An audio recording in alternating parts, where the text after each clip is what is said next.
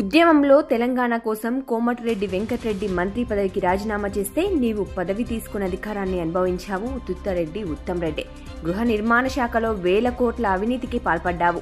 BRS ని చీకటి మిత్రులతో కుమ్మక్కై నీ స్వార్థం కోసం కాంగ్రెస్ పార్టీని సర్వనాశనం చేశావు. తెర వెనక నీ నీచ రాజకీయాన్ని చూస్తే ఊసరవెల్లి కూడా సిగ్గుపడుతుంది.